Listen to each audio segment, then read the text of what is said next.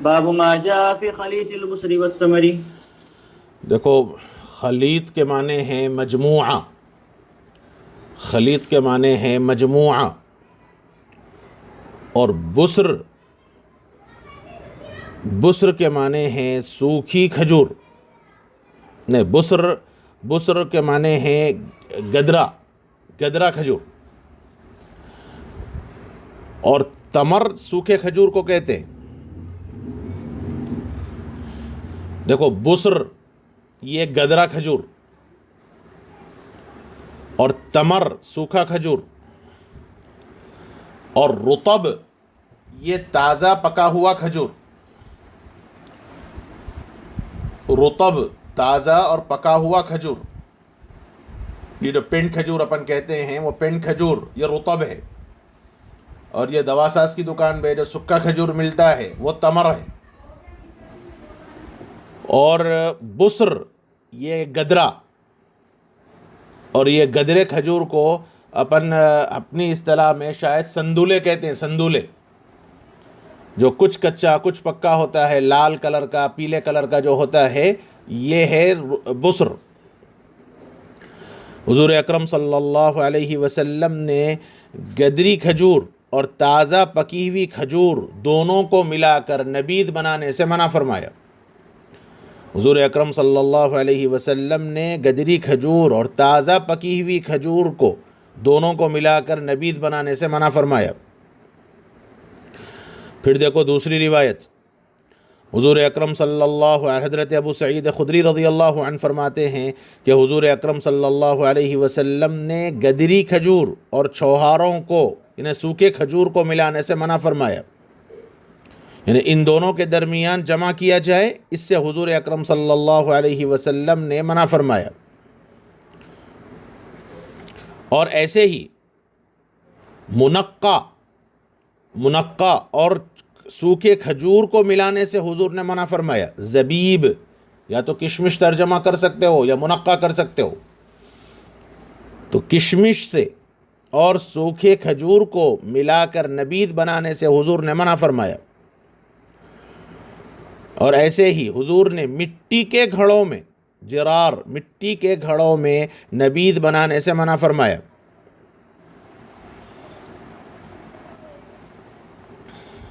دیکھو، یہ مسئلہ پہلے گزر چکا ہے کہ شراب کے برتنوں کا کیا حکم ہے، یہ مسئلہ پہلے گزر چکا ہے کہ شراب کے برتنوں کا کیا حکم ہے، ان میں نبید بنانا جائز ہے یا نہیں ہے۔ تو اس کا خلاصہ یہ بتلایا گیا تھا کہ ممانعت شراب کے برتنوں میں ممانعت لغیری ہی تھی، شراب کے برتنوں میں ممانعت لغیری ہی تھی، اور اس کی علت یہ تھی کہ کہیں لوگوں کو شراب یاد نہ آ جائے، یا اس وجہ سے بھی تھی، دوسری وجہ جو میں نے بیان کیا اس وجہ سے بھی تھی کہ چونکہ اس میں مسامات نہیں ہوتے تھے، تو اس میں ممکن ہے کہ شراب جلدی بن جائے اور لوگوں کو پتہ نہ چلے، اس لیے حضور اکرم صلی اللہ علیہ وسلم نے ان برتنوں میں نبید بنانے سے منع فرمایا تھا۔ دیکھو اب دوسرا مسئلہ، اور دوسرا مسئلہ جو اب اس روایت کے اندر آیا کہ دو مختلف نوع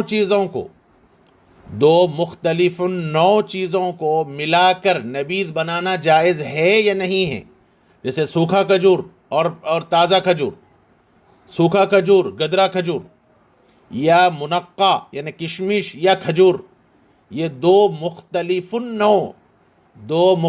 نوع چیزوں کو ملا کر نبید بنانا جائز ہے یا نہیں ہے۔ اور حدیث میں اس کی بھی ممانعت آئی ہے، جیسے ابھی روایتیں کا میں نے ترجمہ کیا، ان روایات میں ممانعت آئی ہے،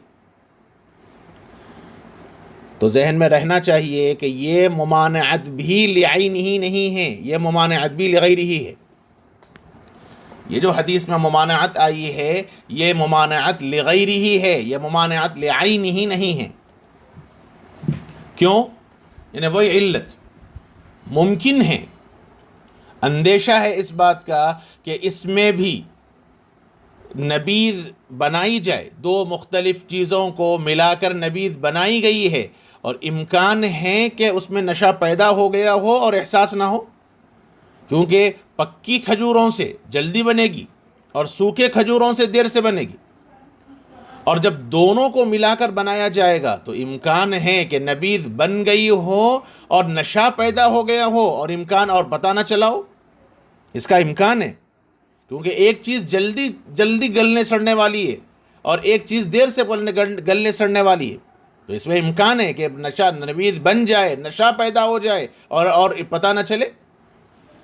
اس لیے یہ جو ممانعت ہے یہ ممانعت لغیر ہی ہے، یہ ممانعت لعین ہی نہیں ہے۔ اور اگر اس کو ممانعت لعین ہی مانا جائے، اور اگر اس ممانعت کو ممانعت لعین ہی مانا جائے تو پھر یہ جتنی روایات ہیں یہ روایات منسوخ ہیں۔ اگر اس ممانعت کو ممانعت لعین ہی مانا جائے تو پھر یہ روایات منسوخ ہیں۔ کیوں؟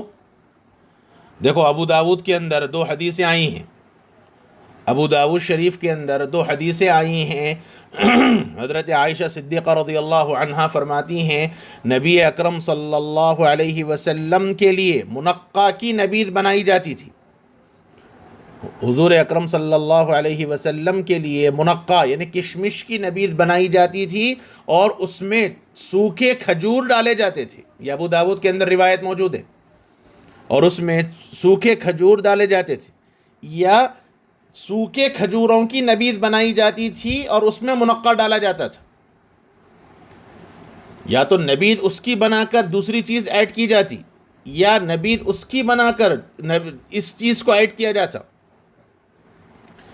ایسے ہی ایک اور روایت ہے، صفیہ نامی ایک عورت ہے، صفیہ نامی ایک عورت نے حضرت عائشہ صدیقہ رضی اللہ عنہا سے سوکھے کھجوروں اور منقع کی نبیذ کے سلسلے میں پوچھا۔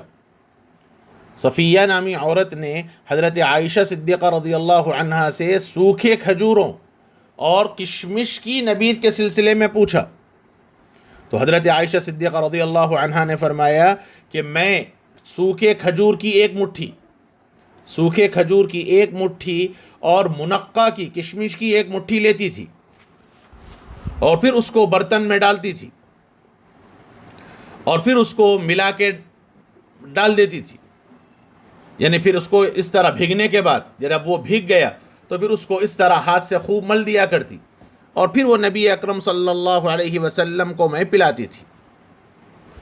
دیکھو، یہ جو 2 روایات ہیں یہ 2 روایات ابو داود شریف کے اندر موجود ہے۔ ٹھیک ہے، ان روایات کے اندر تھوڑا ضعف ہے، سند کے اعتبار سے ابو داود کی ان 2 روایات میں ضعف ہے، مگر یہ قابل استدلال ہیں۔ ضعف کا یہ مطلب نہیں ہے کہ وہ قابل استدلال نہیں ہے، وہ قابل استدلال ہیں۔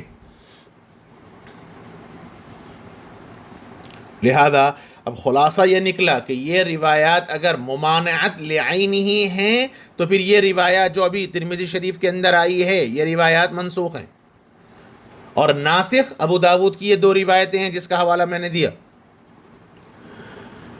اور اگر ممانعت لغیر ہی مانا جائے تو یہ احادیث پر عمل ہوگا، اور یہ بربناء احتیاط ہے، یعنی سدن للذرائع ہے۔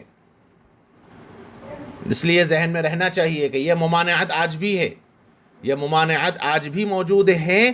ایسے ہی یہ پیتل، تانبے وغیرہ کے جو برتن ہیں ان سب کا یہی حکم ہے، اور علت یہی ہے، چونکہ اس میں مسامات نہیں ہیں اور نشہ پیدا ہو جائے اور آدمی کو پتہ نہ چلے اور آدمی ویسے ہی پی جائے، اس لیے سدن للذرائع حضور اکرم صلی اللہ علیہ وسلم نے اس قسم کے ملا کر پینے سے منع فرمایا۔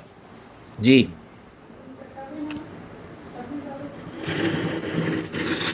وبه قال حدثنا قتيبة قال حدثنا الليث بن سعد عن عطاء بن أبي رباح عن جابر بن عبد الله رضي الله تعالى عنهم أن رسول الله صلى الله عليه وسلم نهى أن ينتبذ البصر والرطب جميعا. هذا حديث صحيح.